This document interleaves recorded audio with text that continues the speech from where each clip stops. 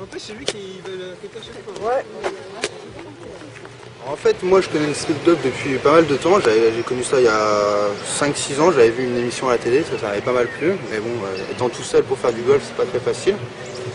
Et donc là, dernièrement, j'ai vu une équipe de Paris, une vidéo d'une sortie qu'ils ont faite, donc c'est le 19e trou.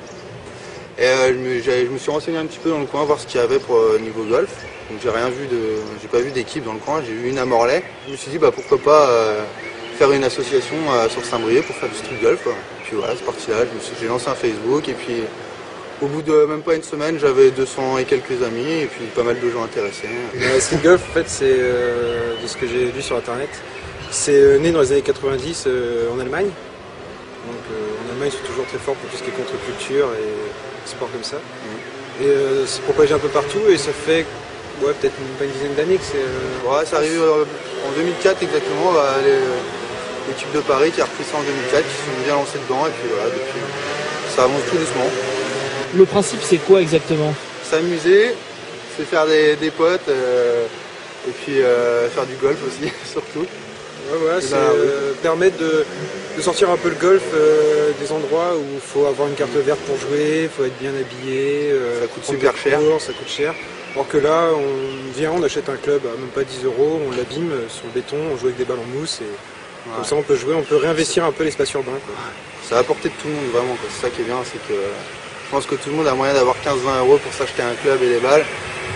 Et puis voilà quoi, c'est vraiment ouvert à tout le monde. Pas du tout dangereux, hein. Les balles sont molles, ça casse pas les voitures ni les têtes des mémés, y a pas de problème.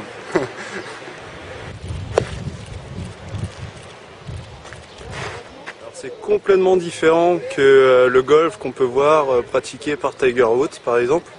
C'est plus zen, c'est plus puis c'est original quoi. C'est vrai que voir du bitume, des voitures, ça change complètement.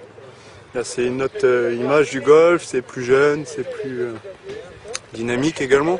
Là pour jouer les coups, c'est vrai qu'on se prend pas la tête, on se pose pas trop de questions.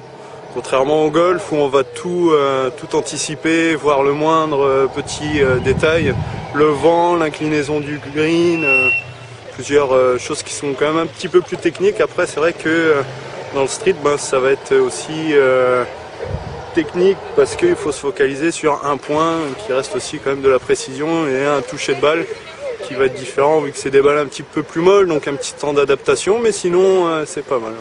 Alors sur Saint-Brieuc, je vais dire que c'est vrai que dès que quelque chose d'innovant se fait, mon collègue Ludwig qui a eu une réflexion, du golf en ville c'est un peu nul, mais on voit ça souvent à Paris, c'est vrai que là ça passe un peu inaperçu, parce que c'est des grandes villes et il y a plein de choses qui se passent, donc c'est bien, ça bouge un peu aussi les petites villes, comme Saint-Brieuc je trouve, donc si on peut aider à ce que ça s'ouvre un petit peu au monde extérieur, c'est pas plus mal.